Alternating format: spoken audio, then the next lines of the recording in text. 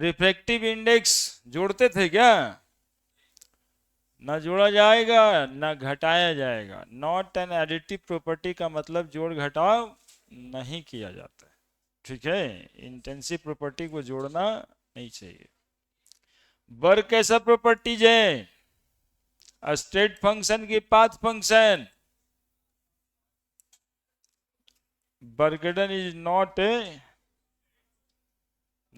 ए state function, तो कैसा function हुआ? Path function. है ना? जो प्रॉपर्टी स्टेट फंक्शन नहीं है तो वो उसका काउंटर शब्द क्या है? हाँ, पाथ फंक्शन। एक रोज सिखाए होंगे। हाँ देखिए, सीढ़ी बना हुआ है, सीढ़ी चढ़ के गया, ये लिफ्ट से गया, इनिशियल और फाइनल स्टेट पे डिपेंड करता है कैसे गया, ये डिपेंड नहीं करता है। Change in energy state function. लेकिन वर्क कौन से रास्ते से हुआ है, वर्क कौन से एंगल पे हुआ है, वर्क इस पे डिपेंड करता है, इसलिए वो पाथ फंक्शन है। नीचे लिखो ना रे नोट में, work is a path function not a state function, मतलब पाथ फंक्शन। बोल नहीं ना पाते हो?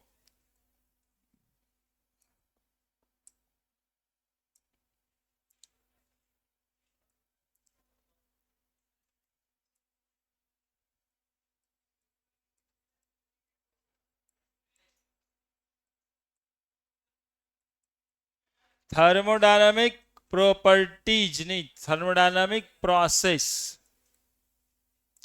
थर्मोडायनामिक प्रोसेस नया हेडिंग, समटम्स ही चल रहा है। पहला आइसोथर्मिक प्रोसेस में हम लोग लिखेंगे isothermal, isothermal process, isothermal process. Iso का मतलब है सेम और थर्म का मतलब है टेम्परेचर। तो जो प्रोसेस सेम टेम्परेचर पे होता है उसको आइसोथर्मल प्रोसेस कहते हैं। जो प्रोसेस सेम टेम्परेचर, यानी जो प्रोसेस को होने में टेम्परेचर का बदलाव नहीं हो, उसको हम लोग आइसोथर्मल प्रोसेस कहते हैं। Process which occurs at constant temperature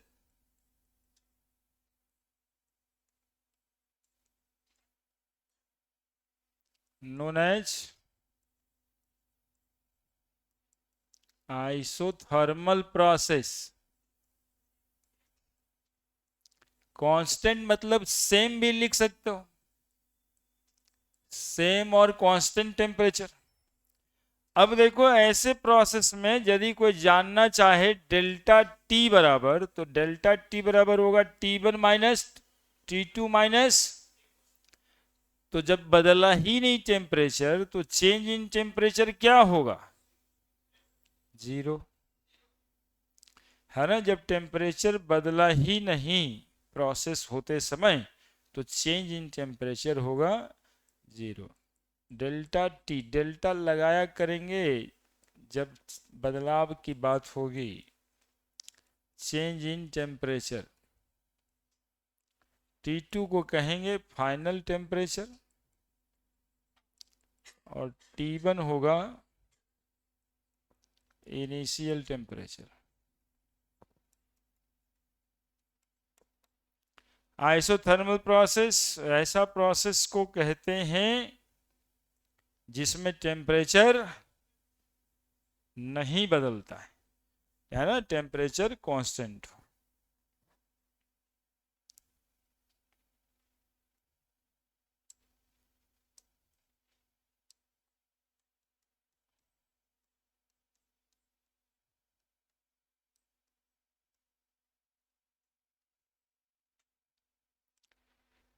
जैसे एग्जांपल में Boyle's law, Boyle's law is example of isothermal process. किसको कहते हैं बॉयल्स लॉ? तो सुनिए, for given amount of gas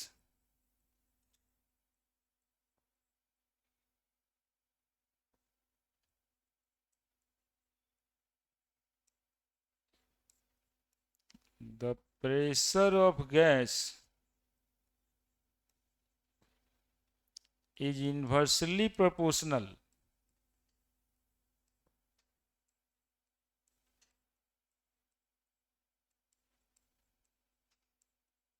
to volume of gas। और ये कब होगा?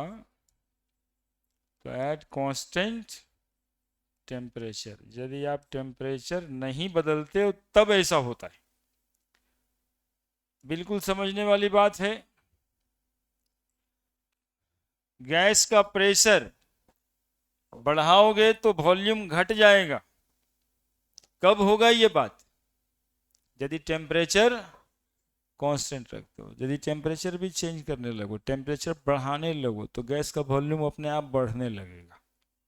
तो टेम्परेचर स्थिर करोगे तब प्रेशर गैस का वॉल्यूम के इन्वर्सली प्रोपोर्शनल होगा।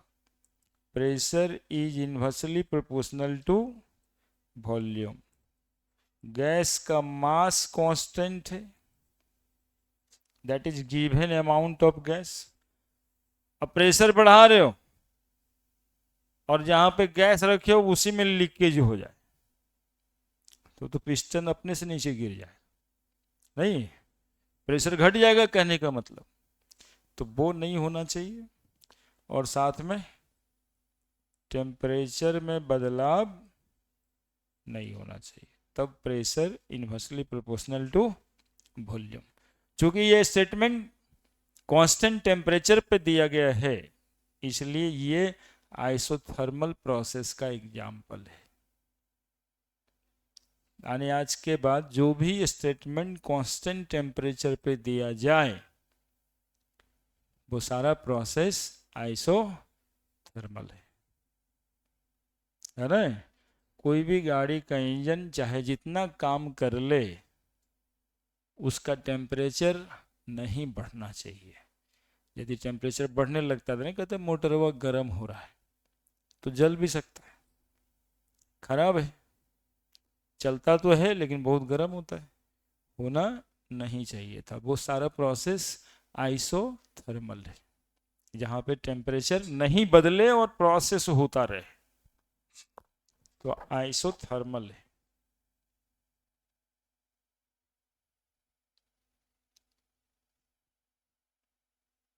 ठीक है, बढ़ जाए।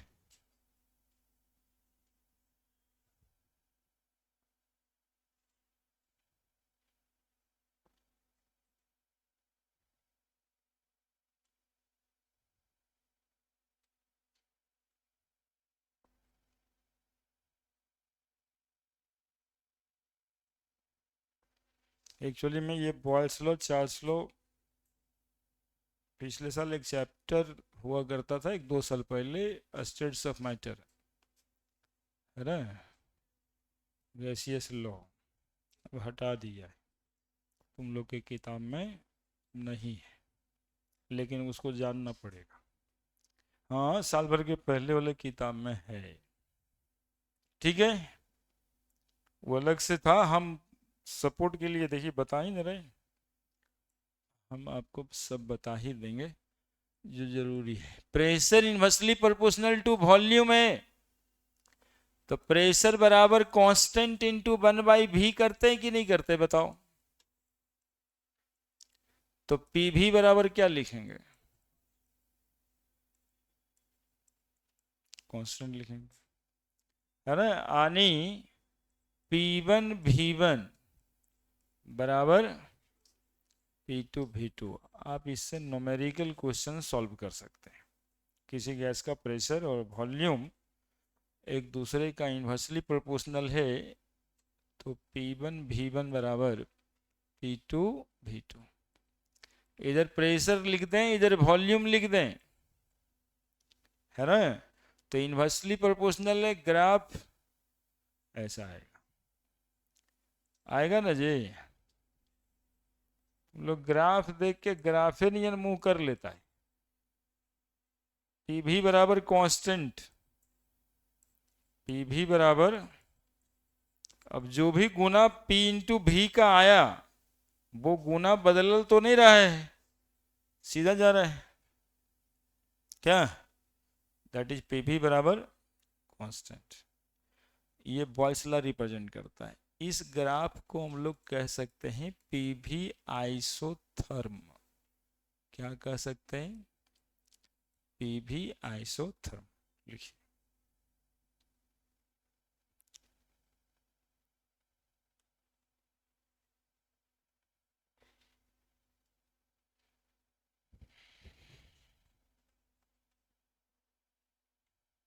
आइसोथर्म क्यों कहे, क्योंकि कांस्टेंट टेम्परेचर पे खींचा गया है।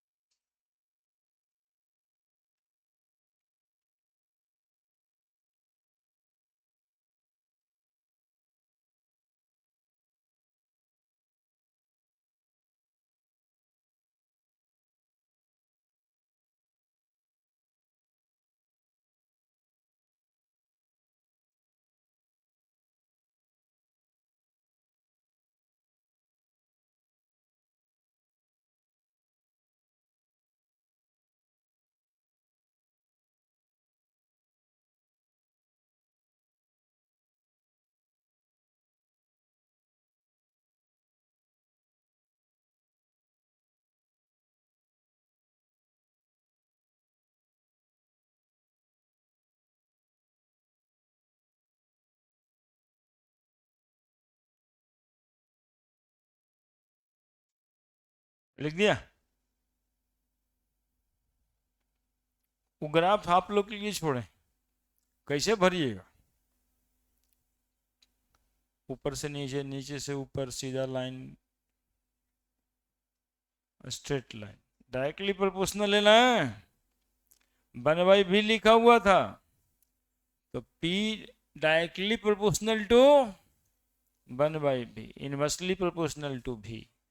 तो वो किताब के क्वेश्चंस में रहता है ना। इसीलिए तो साइंस होता है कि भाई रट लिए कि पीवी का ग्राफ ऐसा, वहां पे आ रहा है वैसा, तो आपको दिखाई पड़ना चाहिए। ठीक है, कौन सेकंड वाला, मानो कि प्रेशर 1 ATM है, वॉल्यूम किसी का 20 लीटर है ना, तो कितना आया गुना करके, ठीक है याद रखना, प्रेशर बढ़ा के 2 गुना कर दिए। तो इनवर्सली प्रोपोर्शनल का मतलब क्या है, जब प्रेशर को 2 गुना किए तो वॉल्यूम कितना हो जाएगा, कितना आया गुना करके, तो दोनों बराबर आया ना। तो यहाँ 20 है मान लो। अब प्रेशर को हम 1 ATM रख रहे हैं चाहे 2 ATM रख रहे हैं, गुना बदला क्या, तो वही बना दिए। प्रेशर को 1 ATM रख लो या 2 ATM, या कोई कहता है सर हम 4 कर लें तब, तो रख लो ना 4 ATM, प्रेशर 4 गुना बदले, प्रेशर 4 गुना बदल दिए तो वॉल्यूम हो जाएगा 5 लीटर। ये दोनों ऐसे एक दूसरे को बदलता है ताकि गुना इक्वल रहे। ठीक है, यही है पीवी बराबर कांस्टेंट। अगला दूसरा, आइसोबैरिक प्रोसेस।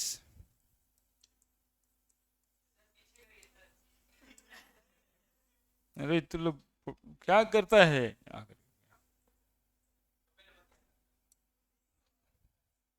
करेगा बदमाशी, वहां से वो हट के सभी इधर उधर बैठेगा ना। तुम कहाँ से कुछ करेगा? क्या जी खान साहब, कौन मोबाइल चला रहा था? फोटो खींच रहा था तुम? यही करने आता है? अरे यहाँ 100% सुनेगा तो 70% समझ आएगा। सुन, रख चुप। बेचारा वो चौकड़ी बनाया है ये सब चंडाल वाला।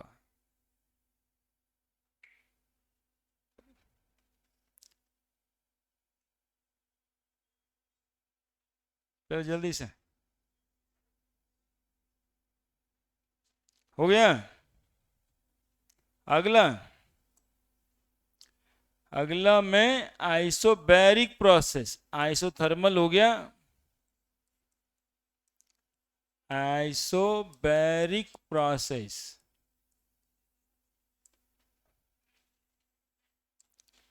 Process which occurs at constant pressure known as isobaric, isobaric process।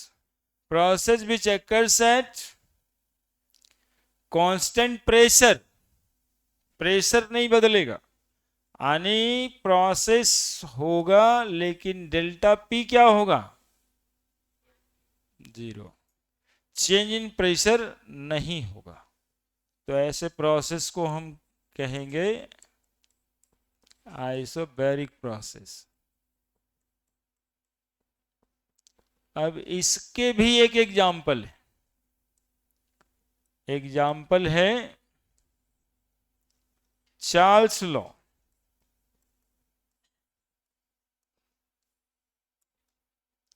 Charles law में कहा गया है कि volume of gas is directly proportional to temperature at constant pressure.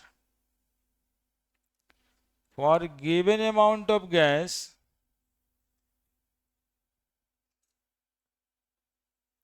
for given amount of gas,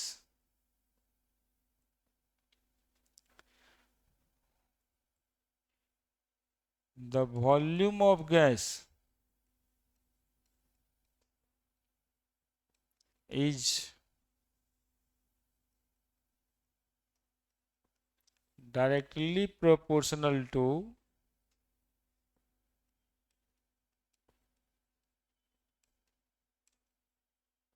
the temperature in Kelvin scale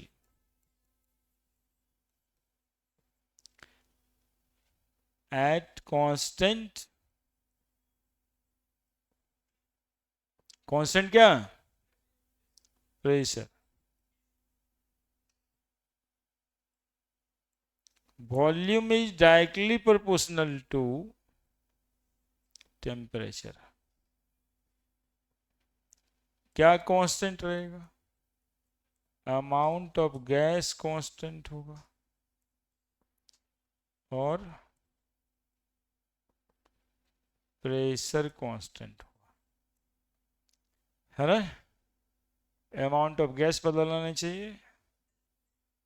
temperature in Kelvin scale समझता है जी? 273 plus temperature in degree centigrade, इतना ही सा तो बात होता है। जैसे 27 डिग्री सेंटीग्रेड है तो यहाँ पे टेम्परेचर 27 डिग्री नहीं चलेगा, 273 में 27 जोड़ देगा तो 300 केल्विन आ जाएगा, और ये 300 केल्विन यहाँ पे पुट होगा, है ना? केल्विन स्केल का टेम्परेचर, एसआई यूनिट टेम्परेचर का केल्विन ही है। लिखिए,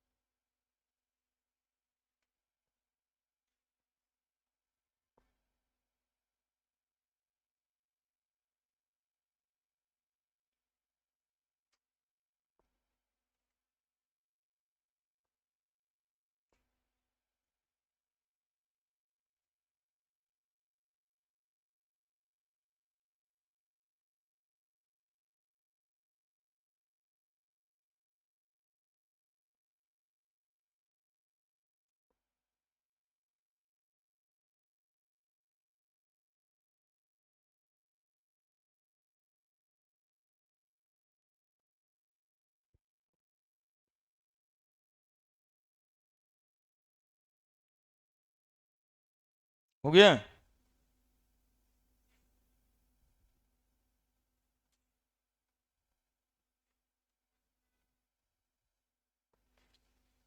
volume is directly proportional to, यानी टेम्परेचर बढ़ाएंगे तो गैस का वॉल्यूम बढ़ेगा, गैस का वॉल्यूम बढ़ेगा। Volume directly proportional to temperature है तो वॉल्यूम बराबर क्या लीक हो गए, कांस्टेंट इनटू टी। तो वॉल्यूम बाई टी बराबर कांस्टेंट, तो V1 बाई T1 बराबर V2 बाई, और V1 बाई V2 बराबर T1 by T2, V1 by V2 बराबर T1 बाई T2। और ये प्रोसेस कब होगा, कांस्टेंट प्रेशर पे। अब ये ग्राफ भी बनाना होता है तो ठीक है ना, volume is directly proportional to temperature, तो स्ट्रेट लाइन बना देंगे, है ना। और यदि वॉल्यूम बाई टेम्परेचर यहाँ पर लिख दे और किसी भी टेम्परेचर पे दे दे तो हम लोग क्या करेंगे, कांस्टेंट जो बता रहा है कि V बाई टी बराबर, समझ रहा है ना क्या है ग्राफ। टेम्परेचर बदलोगे तो वॉल्यूम अपने आप इतना बदल जाएगा कि दोनों का डिवीजन बराबर ही आएगा। लिखिए,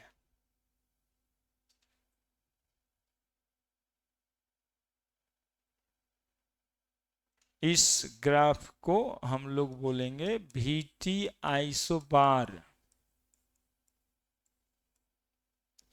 VT आइसोबार।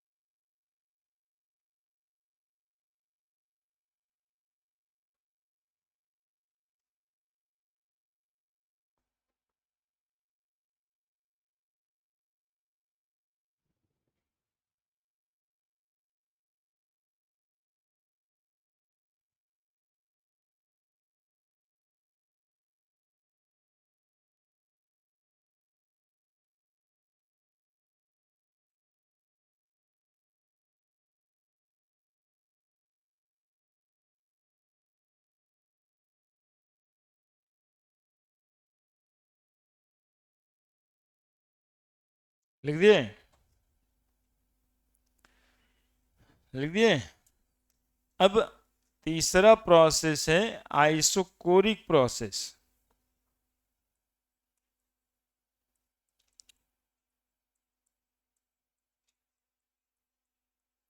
आइसो का मतलब है फिर से सेम, जो प्रोसेस सेम वॉल्यूम पे होता है, यानी प्रोसेस होते समय वॉल्यूम नहीं बदले, तो प्रोसेस को हम लोग कहेंगे आइसोकोरिक प्रोसेस, है ना।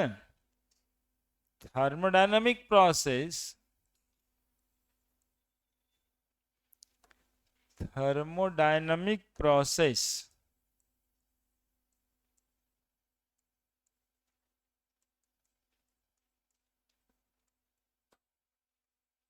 in which volume remain constant, volume remain constant, language थोड़ा सा चेंज कर दिए, और सेम, पहले बीच अक्कर सेट लिखते थे, इस बार वॉल्यूम रिमेन कांस्टेंट लिख, known as isochoric process. Delta भी बराबर 0 लिखते हैं, डेल्टा भी बराबर 0, डेल्टा भी बराबर 0। वॉल्यूम सेम, ठीक है।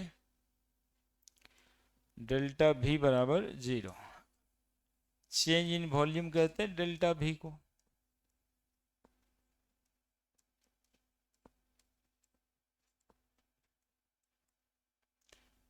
अब इसके एग्जाम्पल हैं गेल-लुजैक्स लॉ।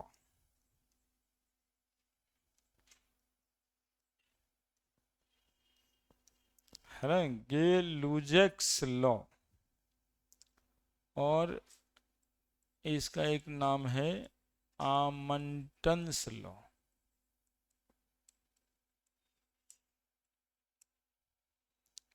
ठीक है, तो इसमें कहा गया कि for given amount of gas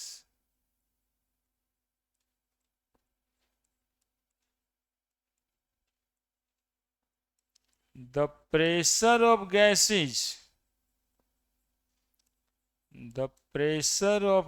is directly proportional to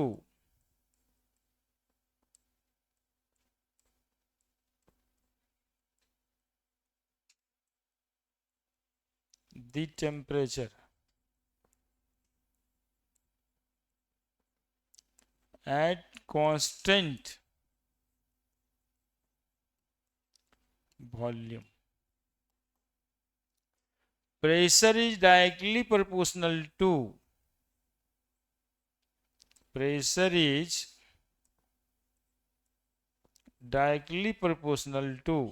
temperature. Pressure is directly proportional to temperature. Mass gas का क्या रहेगा? हाँ, चूंकि प्रेशर मास यहीं लीकेज कर दीजिएगा तब तो फिर कोई बात ही नहीं है। और क्या कांस्टेंट है इसमें?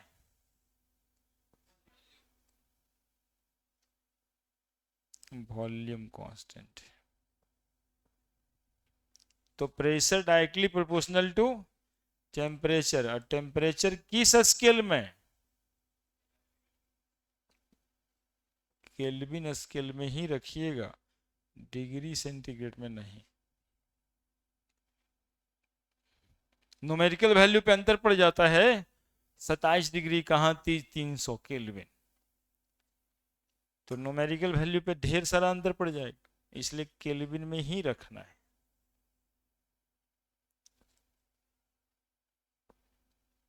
तो ऐसा प्रोसेस जिसमें टेम्परेचर बढ़ाने से प्रेशर बढ़ता है, उस प्रोसेस को आइसोकोरिक प्रोसेस कहते हैं, और ये प्रोसेस कांस्टेंट वॉल्यूम में होता है। रोज आपके घर में ये प्रोसेस होता है। प्रेशर कुकर में चावल बनना, प्रेशर कुकर में चावल बन रहा है, तो प्रेशर कुकर का वॉल्यूम तो सेम है, और टेम्परेचर हम लोग बढ़ा रहे होते हैं। टेम्परेचर बढ़ाते बढ़ाते बढ़ाते उस प्रेशर कुकर का सीटी बच जाता है, इसलिए कि जो अंदर में गैस बना उसके इतने प्रेशर हुए कि ऊपर जो पिस्टन नुमा सीटी रखा हुआ है वो ऊपर उठ जाता है ना। तो ये प्रोसेस प्रेशर कुकर के अंदर हो रहा है, कुकर का वॉल्यूम तो बढ़ घट नहीं रहा है ना। तो कैसा प्रोसेस का एग्जांपल है? आइसोकोरिक प्रोसेस का एग्जांपल है। Pressure directly proportional to temperature बढ़े, pressure directly proportional to temperature, pressure बराबर constant into T, S T लिखते हैं जी कांस्टेंट, पी बाई टी बराबर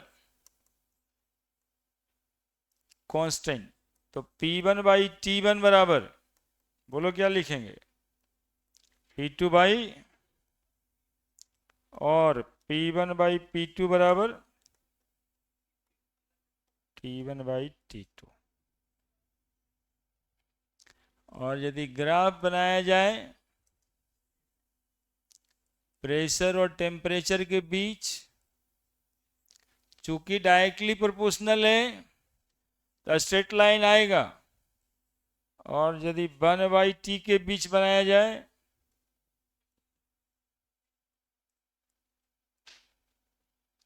तो P 1/t के बीच बना रहे तो रिवर्स हाइपरबोला आ जाएगा। और P/t के बीच बनाया जाए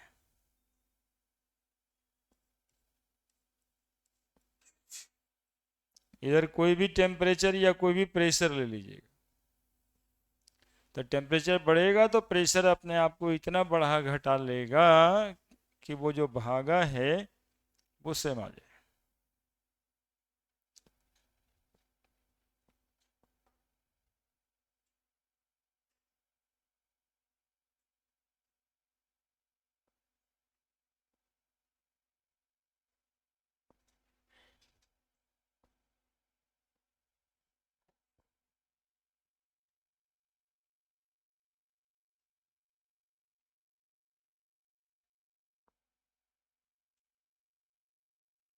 तुम वहां पे बैठना छोड़ दो खान साहब, तुमको पकड़ लिया है, वो है गुंडा टाइप के पुत्र। ठीक है, वो कहेगा तो नहीं ना कि हम कुछ किए, तुम बर्बाद हो जाएगा। इसलिए तुम्हारा जो है वो समाज है ना, दुनिया संसार है, इसमें 10 तरह के आदमी पाए जाते हैं। अब आप पे डिपेंड भी कर जाता है कि आप किसके साथ रहना चाहते हैं। अब स्मैकियर के साथ रहिएगा तो स्मैकियर ना लीजिएगा, इसलिए वहां से दोस्ती हटाना चाहिए ताकि उसका काउंटर कम से कम हो। अब वो तो समाज में रहेगा ही, ठीक है, तो ये सब बात को समझिए। हम्म, नहीं तो फिर आप भी वैसे ही बनना चाहते हैं तो बनिए, इसीलिए तो पटना आए। गार्जियन सबसे पहले तो भेजते हैं कि कुछ हो चाहे नहीं हो, वो खर्चा करना सीखेगा, कैसे बाहर में अकेले रहना चाहिए ये सीख लेगा, अजीब अजीब तरह का दोस्त मिलेगा, अजीब अजीब तरह का आदमी मिलेगा। हो सकता है कोई हम जो आज तक दिल में अरमान रखे हैं वो भी कोई पूरा करने वाला मिल जाए, कि कोना में 2 4 10 मुखा दे भी दे और बेचारा चुपचाप फिर घर में सुतल रहे। ऐसा को न बता सकता है, तो इससे सीख मिलेगा। इसलिए सब ये सब के लिए है, केवल उसी के लिए नहीं, ये सब ही सीखना है। तो ठीक से रहिए। आप काहे के लिए वैसे लोगों से दोस्ती करें जो हमको डिस्टर्ब करें। अब 3 प्रोसेस बताए हम, 3 लॉ बताए हम।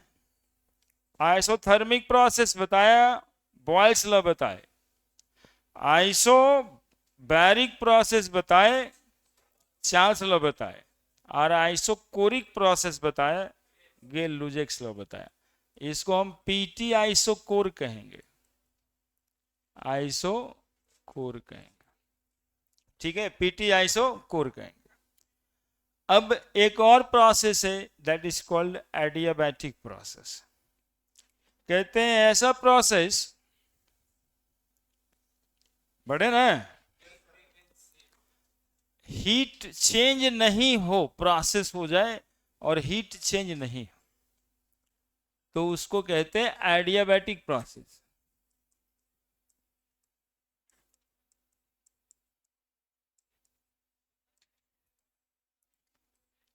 Thermodynamic process,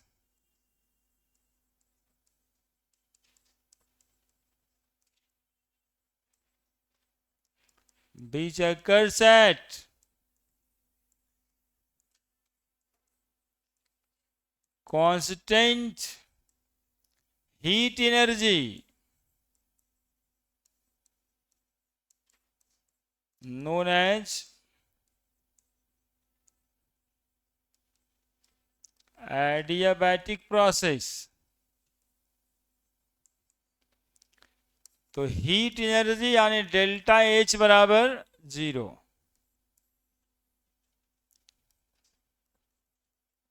change in heat.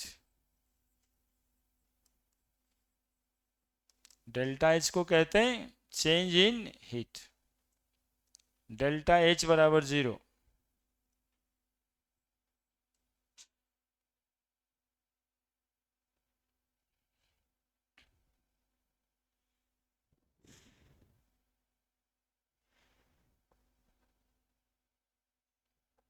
और इसके एग्जाम्पल तो ये पूरे चैप्टर में ही मिलता रहेगा, यही तो समझना है। ठीक है, जहाँ पे हीट चेंज नहीं हो और प्रोसेस हो, प्रोसेस को क्या कहेंगे? Adiabatic process. यही था वो सिस्टम एंड सराउंडिंग के बीच का दीवार, एडियाबैटिक वाल, जहाँ पे हीट एक्सचेंज नहीं होगा। तो एडियाबैटिक प्रोसेस फोर्थ। ठीक है, वैसे ही प्रेशर, वॉल्यूम, जरा देखिएगा इसका एग्जाम्पल नहीं, एग्जाम्पल यहाँ पे एक बात बताना है। ए बी सी डी, कोई प्रोसेस ए से बी पे गया है, बी से सी पे आया, और सी से डी पे गया, और डी से फिर ए पे आया। ए के पास टेम्परेचर T1 था, बी के पास भी टेम्परेचर T2 था, और ये T3 है, और ये टेम्परेचर T4 है। ठीक है, T1 टेम्परेचर, T1 टेम्परेचर क्या होगा यही सीखना है। T2 के बीच क्या होगा सीख लेंगे। एक तो ऐसा बता दें कि इस चैप्टर में ऐसा जो प्रोसेस हो ना, तो उसको साइक्लिक कहा जाता है। पांचवा यहीं पे जोड़ लो, कैसा process? Cyclic process. Cyclic process का एक पहचान होता है कि इनिशियल स्टेट से बॉडी शुरू करेगा और फिर कहीं कहीं जाएगा, फाइनल स्टेट पे रीच करेगा, और फिर वापस इनिशियल स्टेट पे ही आ जाएगा। तो उसको प्रोसेस को क्या कहते हैं? साइक्लिक प्रोसेस कहते हैं, है ना? तो process which occurs from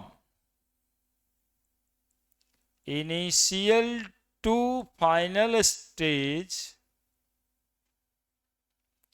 initial to final stage, and then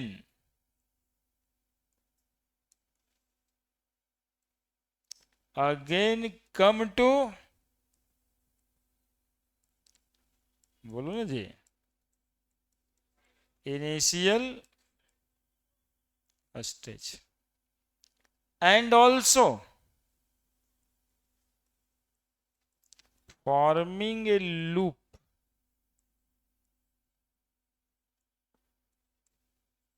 called cyclic process. Loop मतलब समझो ना, ऐसे ही लूप, ऐसे लूप।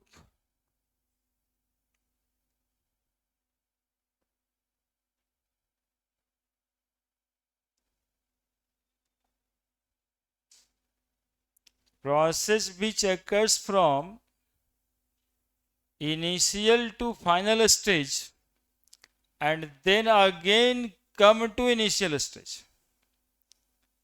एक ऐसा प्रोसेस जो इनिशियल से फाइनल पे जाए और फाइनल से फिर कहाँ पे आ जाए, तो उसको साइक्लिक प्रोसेस कहेंगे, है ना? और साथ में एक ऐसे करके ना लूप बनाए। लूप कहने का मतलब है, देखो ऐसे ऐसे गया, और ये कोई यहाँ से चलता यहाँ जाता, और फिर ये वापस यहीं पे चला था, तो इसको लूप नहीं ना बनाया?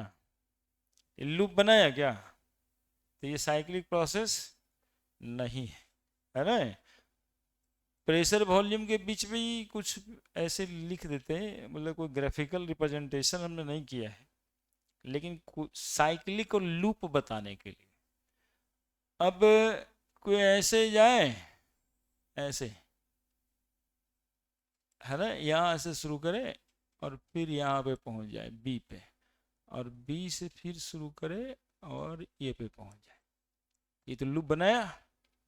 तो ऐसे प्रोसेस को साइक्लिक कहेंगे, ऐसे प्रोसेस को साइक्लिक नहीं कहते।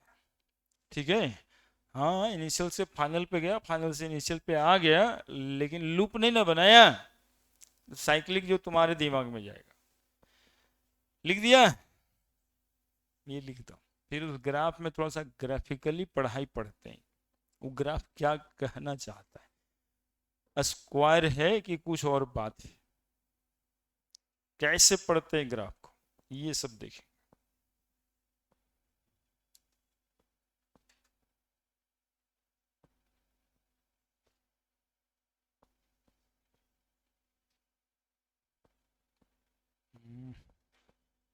बहुत छोटा हो गया क्या, दिखाई दे रहा है? तो ठीक है। Process which occurs from initial to final stage and then again come to initial stage and also forming a loop called as cyclic process. अब जरा सा इस प्रोसेस ग्राफ को देखा, बना तो लिया होगा, ठीक बनाई।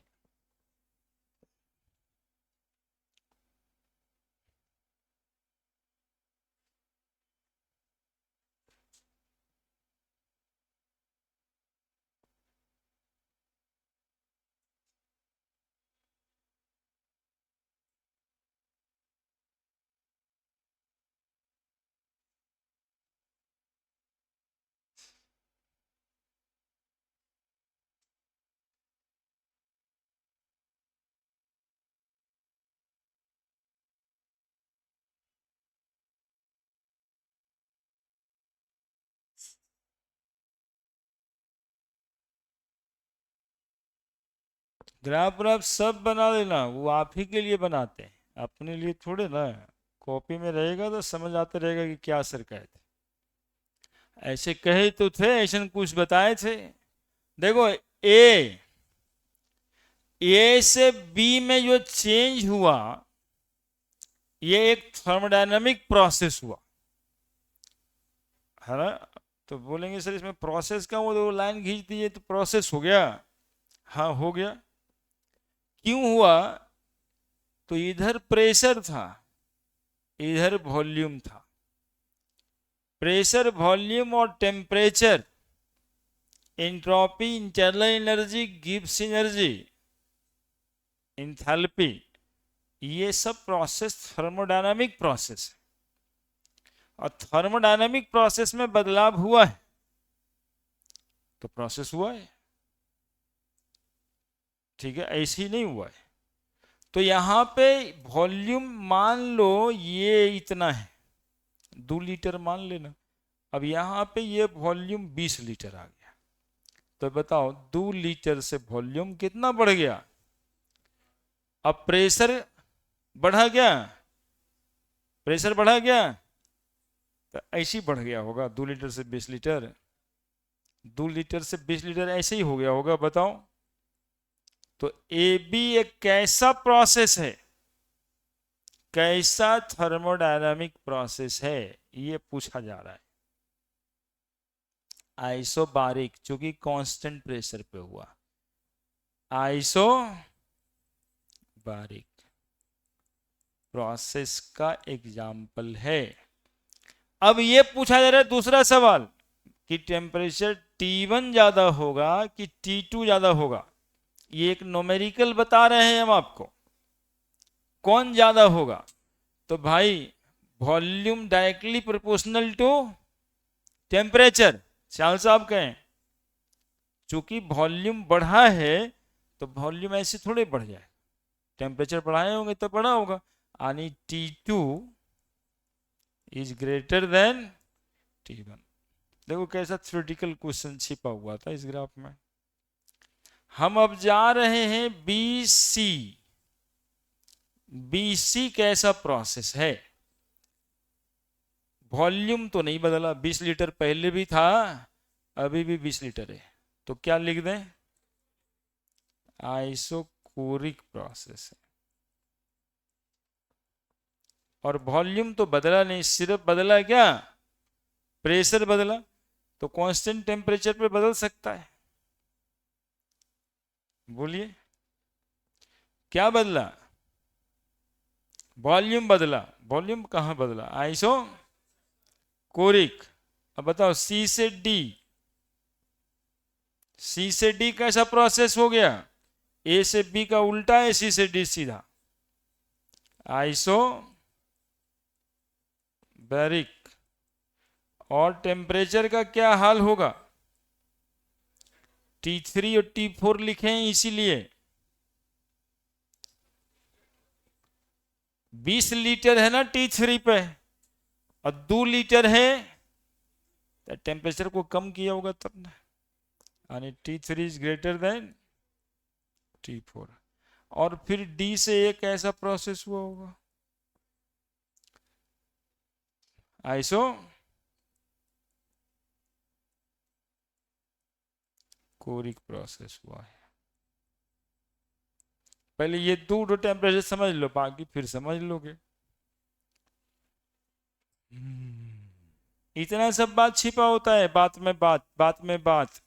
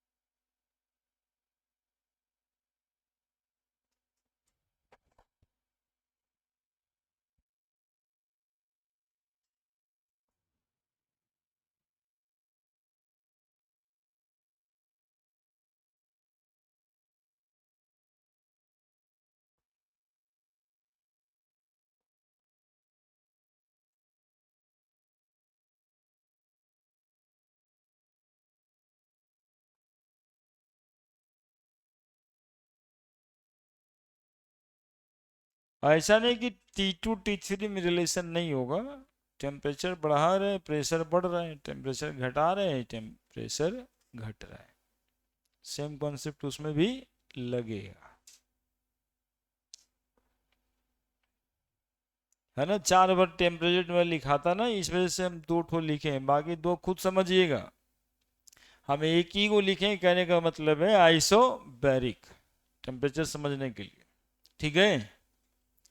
वो टेम्परेचर सेम, वॉल्यूम सेम है, और प्रेशर पहले बी के पास ज्यादा था, सी के पास प्रेशर गया कम, तो टेम्परेचर घटाए होंगे तब ना प्रेशर घटा होगा। क्या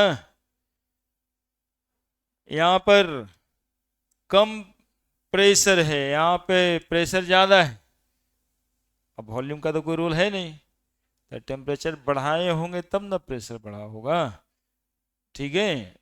तो इस तरह से ग्राफ को पढ़ना होता है। नेक्स्ट,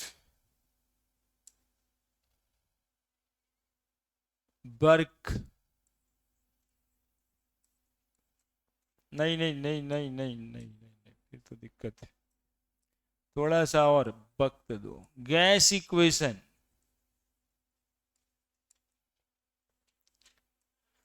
देखो अकॉर्डिंग टू बॉयल्स लॉ, उसी टॉपिक के अंदर ये भी आ जाएगा। अकॉर्डिंग टू पीवी बराबर क्या बोलो? Constant. According to Charles law, V by T बराबर constant. According to Gay Lussac's law,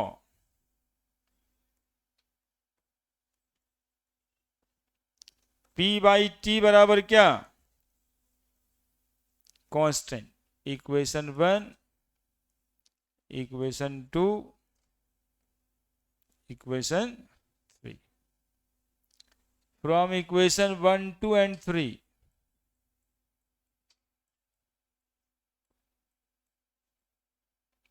है ना, PV/T बराबर कांस्टेंट। मिला के देखो तीनों इसमें है कि नहीं है। PV बराबर कांस्टेंट मिल गया, V/T बराबर कांस्टेंट मिल गया।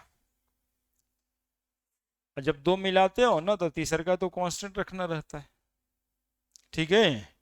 तो इक्वेशन बना दें, P1 V1/T1, P2 V2/T2। इसको बोलते हैं गैस इक्वेशन, ठीक है। P1 V1/T1 बराबर P2 V2/T2। ये मास कांस्टेंट रहने से होगा। मास कांस्टेंट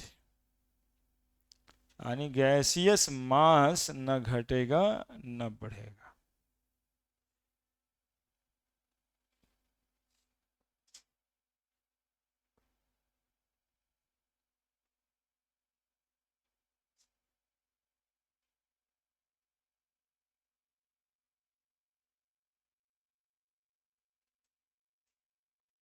P1 V1/T1 बराबर P2 V2/T2।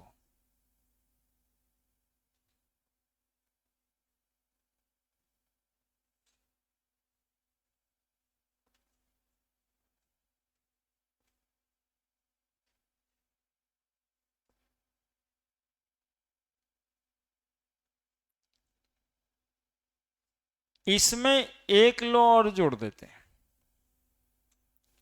That is called Avogadro law, जो मोल कंसेप्ट में पढ़े थे कि volume of gas is directly proportional to number of mole. यही था law, V directly proportional to N at constant temperature and constant pressure, ठीक है। Law लिख भी देते है ना, लेकिन थोड़ा सा इस टॉपिक से हटके है, लेकिन जानना जरूरी है। पहले से जानते हैं उसको याद दिला रहे, क्योंकि केमिस्ट्री है ना, नंबर ऑफ मोल तो एवे करेगा। बड़े also Avogadro's law,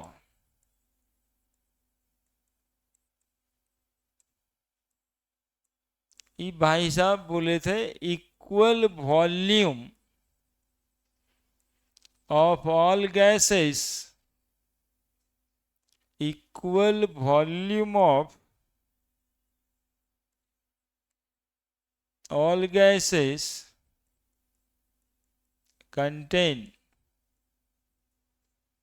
equal number of molecule या मोल at constant temperature and pressure। यानी प्रोसेस एक साथ आइसोथर्मल भी है और आइसोबारिक भी है। टेम्परेचर भी कांस्टेंट है और प्रेशर भी। तो नंबर ऑफ मॉलिक्यूल मतलब number of mole, V directly proportional to number of mole. यहाँ पे कांस्टेंट है, P बराबर कांस्टेंट, T बराबर कांस्टेंट।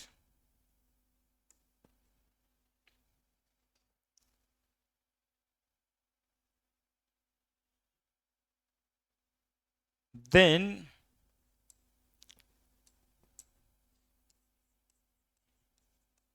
लिख लो,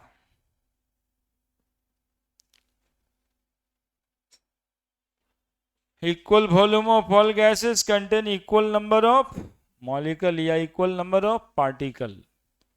number of particle number of mole के डायरेक्टली प्रोपोर्शनल होता है।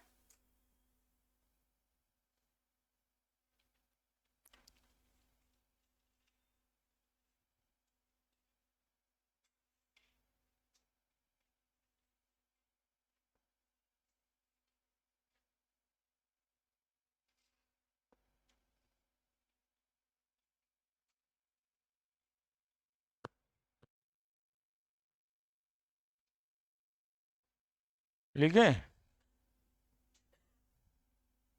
लिखे देन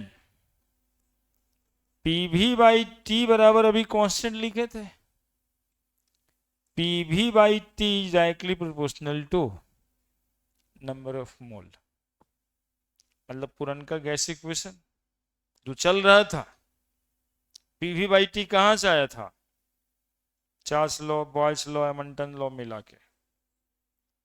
अभी उसी लॉ में क्या मिला दिए, एवोगाड्रो लॉ, है ना। ये इक्वेशन नंबर कितना हुआ, 4। और देन उन यदि तुम नहीं समझते हो या चाहते नहीं हो तो फिर लिख दो from equation 1 2 3 and 4 PV by T is directly proportional to N. खोजो, इसमें सब लॉ मिल जाता है, 4 लॉ मिलना है। भी डायरेक्टली प्रोपोर्शनल टू एन मिल ही गया जब प्रेशर और टेम्परेचर कांस्टेंट, पी भी बराबर कांस्टेंट आ ही जाएगा, भी बाई टी बराबर कांस्टेंट आ ही जाएगा, और सब में नंबर ऑफ मोल तो कांस्टेंट था ही ना, Charles law, Boyle's law, Gay Lussac law में अमाउंट कांस्टेंट था नहीं, नंबर ऑफ मोल ही तो कांस्टेंट था। तो ये 4 लॉ खुल करके मिला, पी भी बाई टी बराबर कांस्टेंट इनटू एन। अब ये कांस्टेंट को बाबू आर कहते हैं, आर कहते हैं, यूनिवर्सल गैस कांस्टेंट बोला जाता है ना। तो देखो इक्वेशन को सॉल्व कर देंगे तो लिख देंगे पी भी बराबर ए नॉट टी, है ना। और इसको हम लोग देन भी हटा दो, तो हेडिंग बना देना यहाँ पे, ideal gas equation, ideal gas equation, ठीक है। पी भी बराबर क्या आ गया, बताना पड़ेगा, पी क्या है, अरे बोलो रे, भी क्या है ना, एन क्या है, आर क्या है, अभी लिखे नहीं है, टी क्या है, in temperature in Kelvin scale, temperature Kelvin scale में ही पुट करना है, where R is universal gas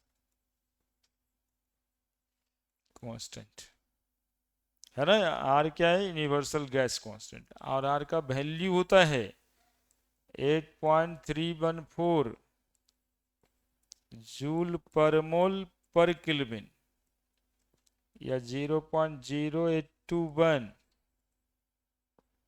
ATM litre पर मोल पर केल्विन, या 0.083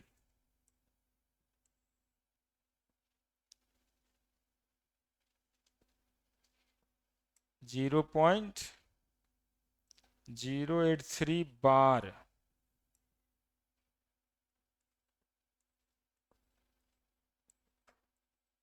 लीटर पर मोल पर केल्विन। आर का यूनिट भी है, वॉल्यूम मतलब वैल्यू भी है ना। आर का unit ATM litre bar litre. एक तो और बात लिख देते हैं, 101.2 एटीएम लीटर बराबर 1 जूल होता है ना। ये वैल्यू भी इस चैप्टर में ध्यान रखना है। 101.2 एटीएम लीटर बराबर जूल, और एगो 1.013 एटीएम बराबर 1 बार होता है। ये ऊपर वाला ज़्यादा इंपॉर्टेंट है, ऐसे यदि आप दिमाग वाले हैं तो ये भी याद रखिए। कितना ये सब भी याद रखना है, कितना फार्मूला का कैलकुलेशन हो जाता है। अब दिमाग आदमी इस सब में लगाएगा कि लंदन में लगाएगा, इस सब को 3 बार 4 बार जाके घर पे लिखना चाहिए। इससे 2 बार 4 बार क्वेश्चंस बनाना चाहिए दिन भर में बैठ के। कहाँ मिलेगा, क्या है, क्या कॉन्सेप्ट है, कैसे बनेगा, कैसे प्रेशर, कितना प्रेशर बढ़ाएं, वॉल्यूम घटेगा, लाइक दैट।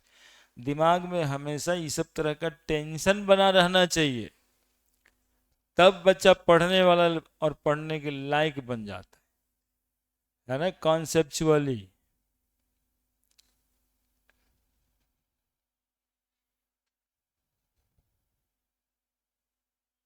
ये जो यूनिट चेंज किए हैं उसके चेंजिंग फैक्टर लिख दिए। अब दिमाग है तो बराबर करके देखो है कि नहीं है। कैसे बराबर करोगे? इतना में इतना का भागा दे दोगे तो ई वाला आ जाएगा, एटीएम लीटर वाला। या इसमें गुना कर दो उतना, 101.2। देखो 8.3 1 4 आता है कि नहीं आता है।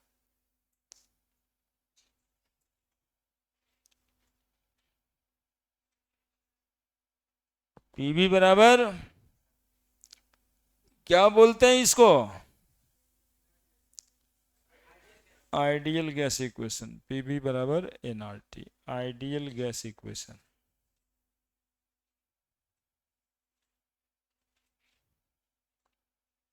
पीवी बराबर एनआरटी, आइडियल गैस इक्वेशन।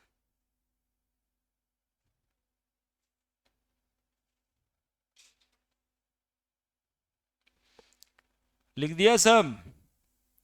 कहीं पे एसटीडी लिखा रहेगा, STD, standard temperature and pressure, STP. तो क्या समझेगा? टेम्परेचर कितना, टेम्परेचर कितना 273 केल्विन, और प्रेशर कितना? नहीं, 1 एटीएम। 0.1 का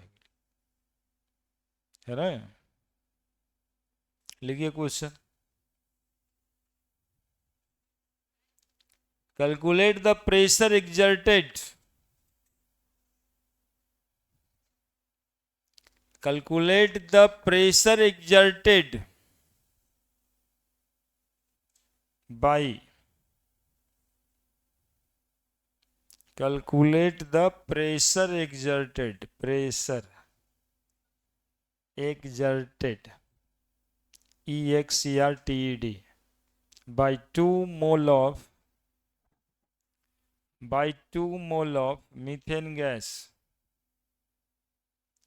pressure exerted by 2 mole of methane gas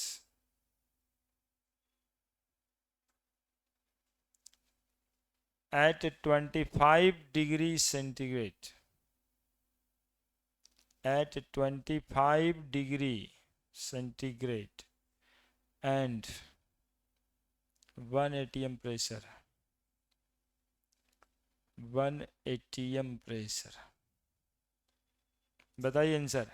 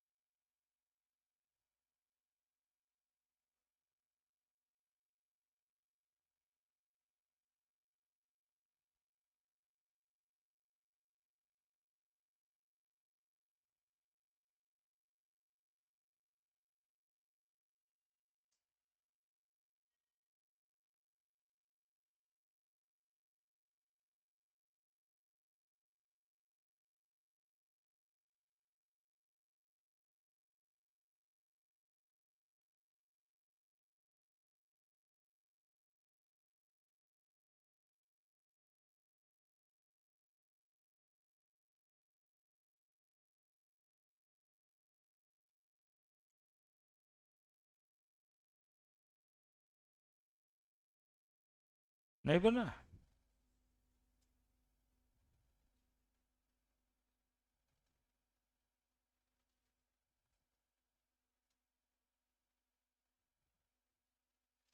बताओ यार, तुम क्या करता है। प्रेशर दिया था 2 atm, 2 atm दिया ना जी। अच्छा तो उसमें सब है 1 ATM दिया है। वॉल्यूम कितना है?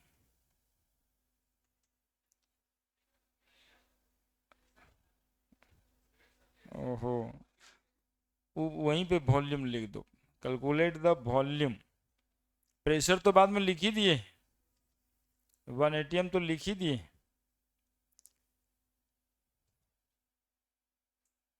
वॉल्यूम कितना है? Volume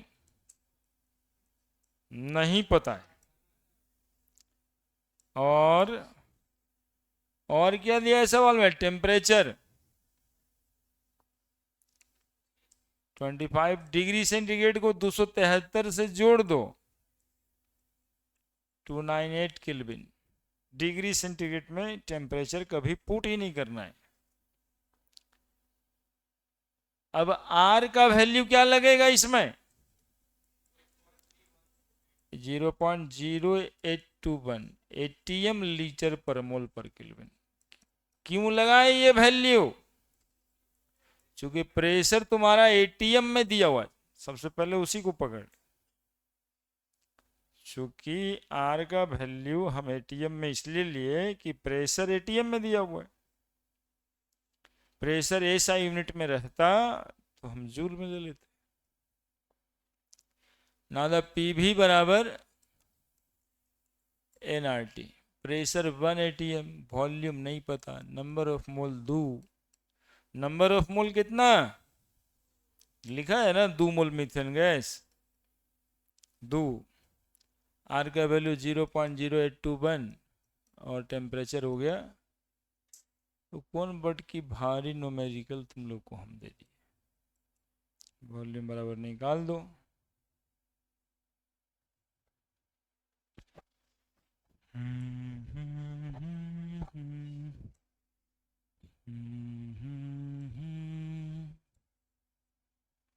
two multiplied by 0.0821 multiplied by 298, 48.93 litre. Litre में इसलिए हम लिखे कि ATM लीटर ही था यूनिट, है ना? प्रेशर ATM में, वॉल्यूम लीटर में, मोल पर केल्विन।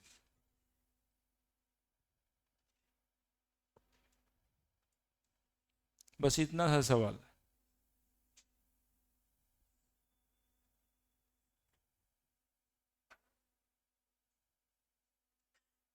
नेचर दूसरा क्वेश्चन।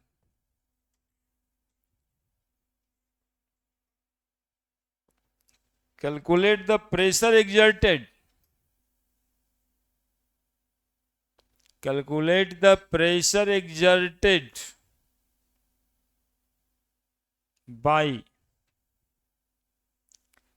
8 gram oxygen gas. हाँ 8 ग्राम of oxygen gas when heated from नहीं, heated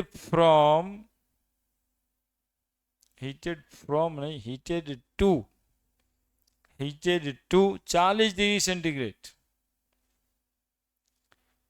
heated to 40 degree centigrade. क्या क्या लिखा है शुरू से बोलो तो फिर से।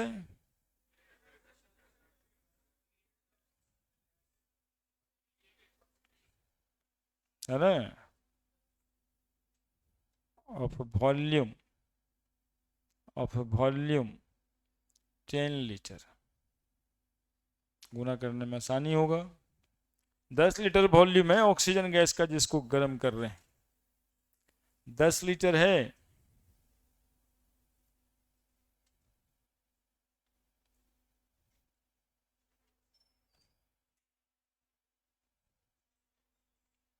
गैस 10 लीटर है, बनाइए जल्दी से।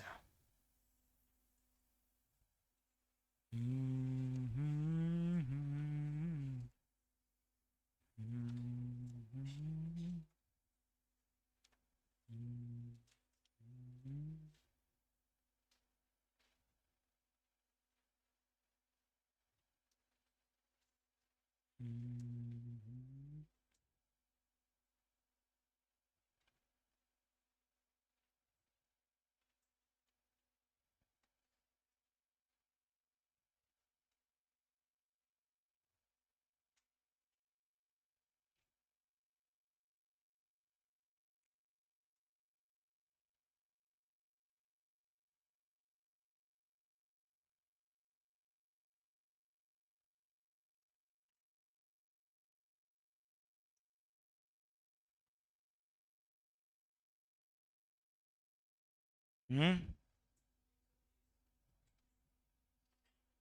लिख दिया।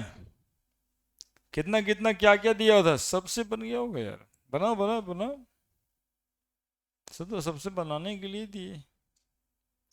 कितना प्रेशर, बोले सर वही तो निकालना है, प्रेशर एग्जर्टेड ही तो पूछ रहे हैं।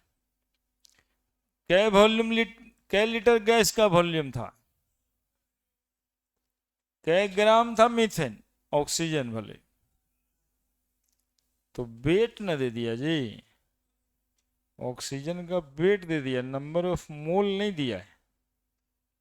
क्वेश्चन तो नंबर ऑफ मोल से निकलेगा। टेम्परेचर कितना था, 273 जोड़ना पड़ेगा, 313। तो पीवी बराबर एनआरटी होता है। समस्या ये आ रहा है इसमें कि प्रेशर तो निकालना है, वॉल्यूम पता है, आर तो हमको पता ही है, टी भी पता ही है, नंबर ऑफ मोल। तो नंबर ऑफ मोल निकालने के लिए वेट बाई मॉलिक्यूलर मास, तो 8 ग्राम है, और मॉलिक्यूलर मास O2 16 दूनी 32, 1/4, 1/4 मोल, 0.25 मोल। अब पुट कर देते हैं, है ना, प्रेशर गुना वॉल्यूम 10 लीटर बराबर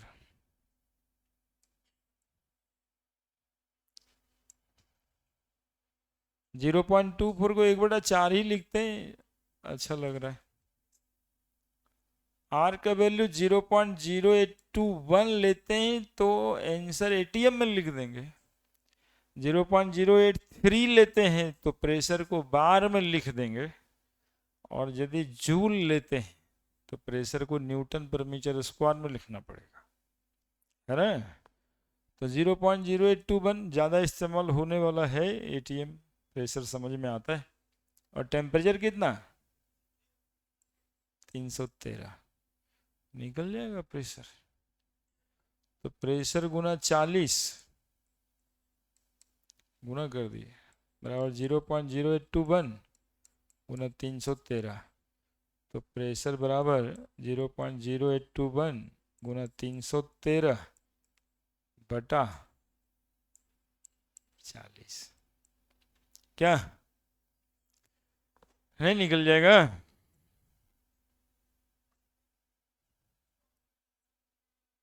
0.0821 मल्टीप्लाइड बाई 313। कहाँ गया, 10 लीटर तो है ये।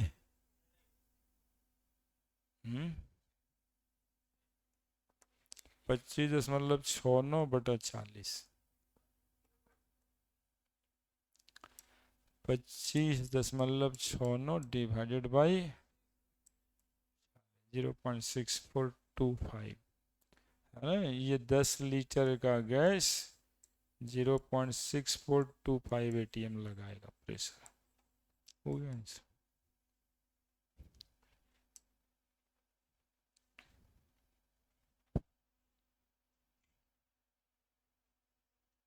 एक और जल्दी से, 0.5 mole of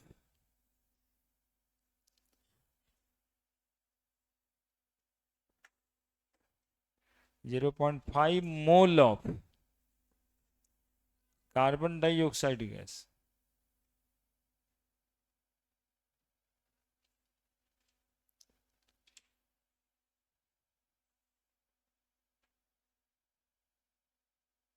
heated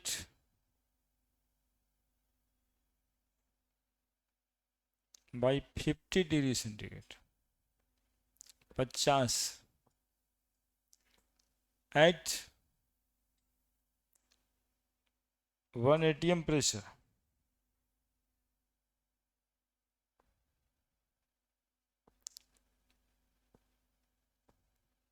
calculate the volume experienced, या calculate the volume of CO2 gas, calculate the volume of CO2 gas।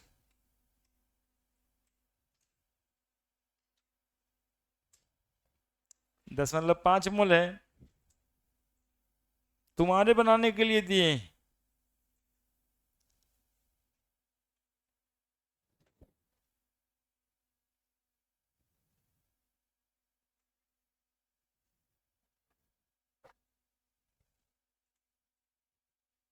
बना दो।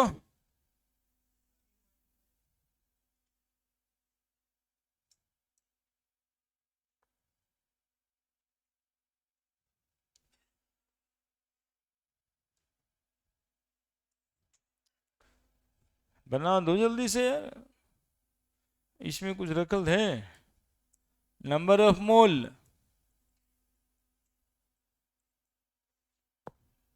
ठीक है। वॉल्यूम कितना एक्सपीरियंस करेगा ये पूछ रहा है, कितना डिग्री तक हीट किया। 273।